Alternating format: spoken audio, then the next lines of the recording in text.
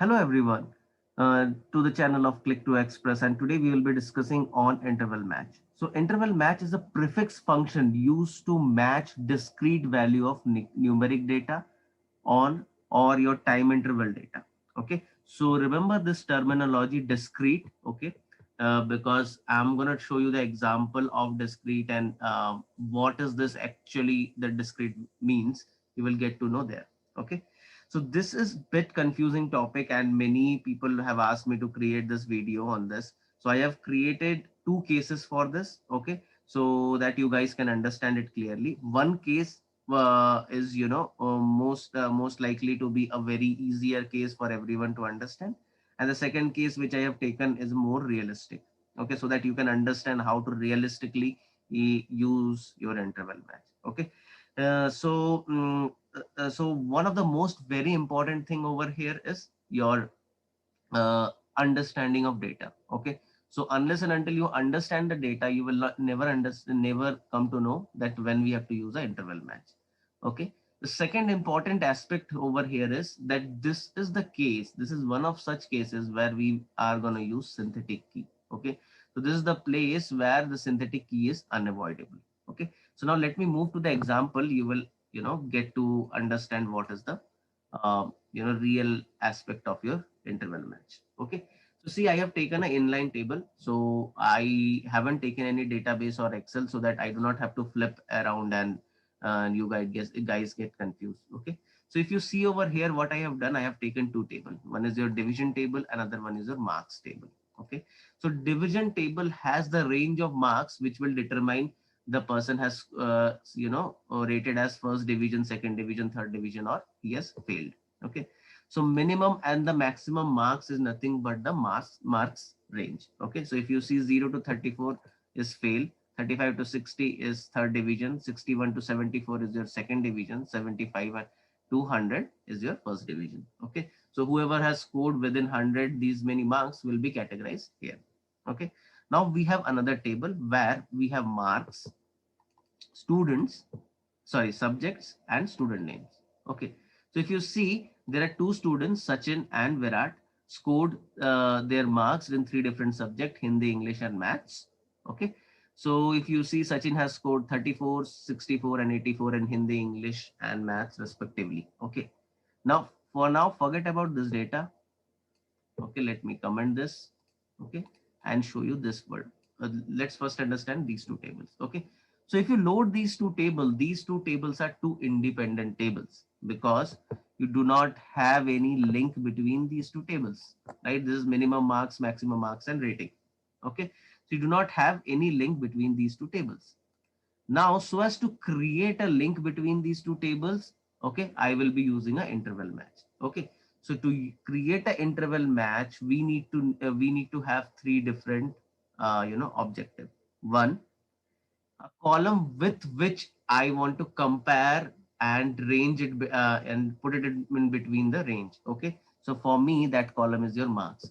So marks is a column which I have to compare with a range. For me that range is your minimum marks and maximum marks. Okay, so that is this. These are the two columns in which I have to compare with the marks, so that to get a link between these two. Okay.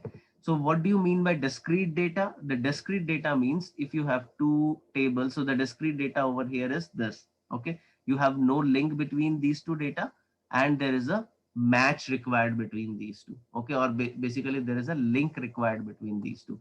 If I load these two table will never link with each other or associate with each other. Okay, so so as to create the association we use interval match. Okay, so the second thing what I need is the marks which will be used with my interval keyword. Okay, so that to match with the range. Okay, so so let me go to the code and explain you. Okay, so I need to match this marks with my range of minimum and maximum. Okay, so interval match is the keyword, and then the column with which I have to match is nothing but your marks, that I have to write it in bracket. Then load back the table where we have the range. Okay, so I have the range in division table. Okay, load back the table where I have the range. Okay, with the columns which consist of the range. Okay, so there are two columns which consist of the range, that is your maximum marks and your minimum marks. Okay, so minimum marks. Okay, so this is okay. So minimum marks and maximum marks. So now the spelling is correct. Okay, so let me also make it correct over here. Okay.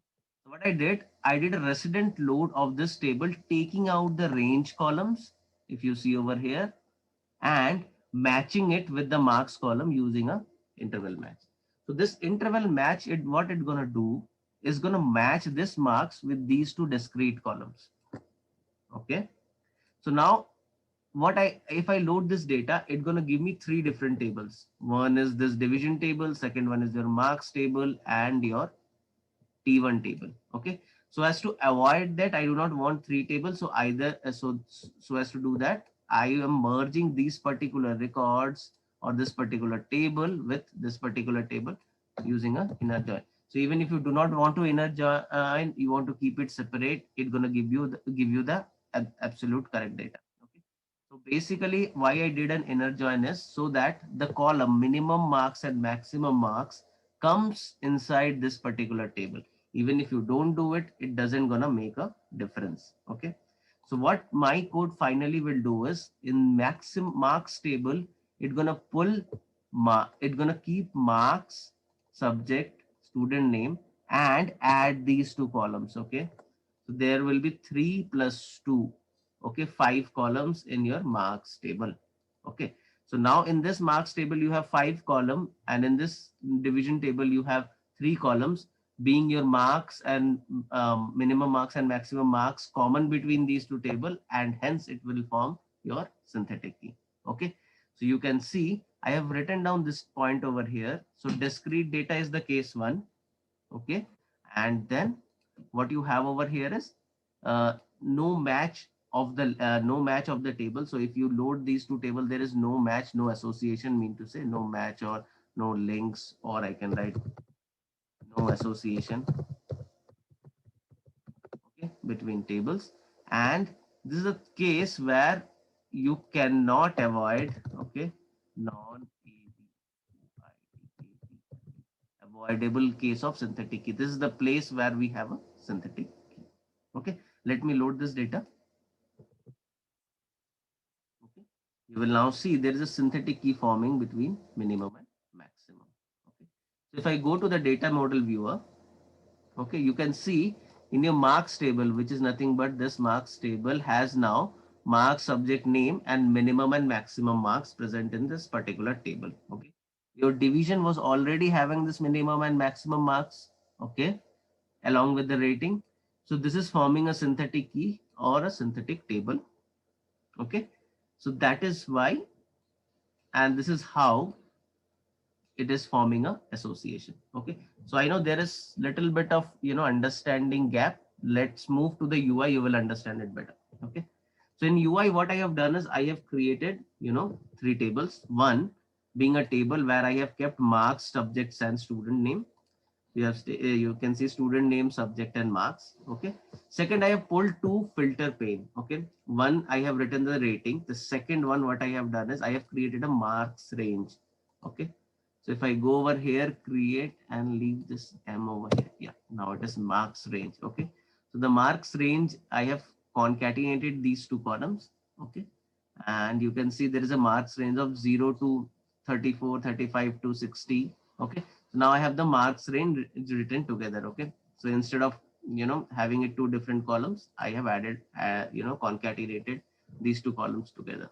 Okay, so now you can see if I click on first division. Okay, so it is selecting the range that is 75 to 100, and you can clearly see student named as Sachin and Virat have scored first division in maths. Okay, maths. So you can see 84 comes under 75 and 100, 80 comes under 75 and 100, and that is why it is getting uh, uh, you know coming under your first division. Okay, so that is how the association of data happened.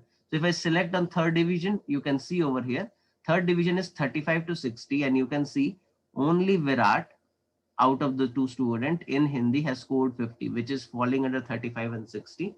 And that is why it is falling under your third division. Okay. So basically the two tables, these two tables were two discrete or two unassociated data. Okay. And so as to match these two data, we are using a column called as function called as interval match.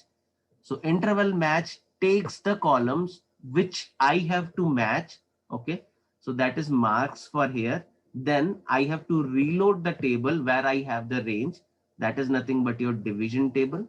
Okay. So division table is being, loaded again along with the range columns, along with only the range columns. Okay. So that you have to keep in mind. So this is a small code, bit confusing, but hopefully this video will clear your doubts. Okay. So please don't forget to subscribe my channel, hit like button for more videos. Okay. In the next video, I'll take the real time example of your interval match so that you can have a practical idea where we can use such examples. Okay. Thank you. Have a nice day.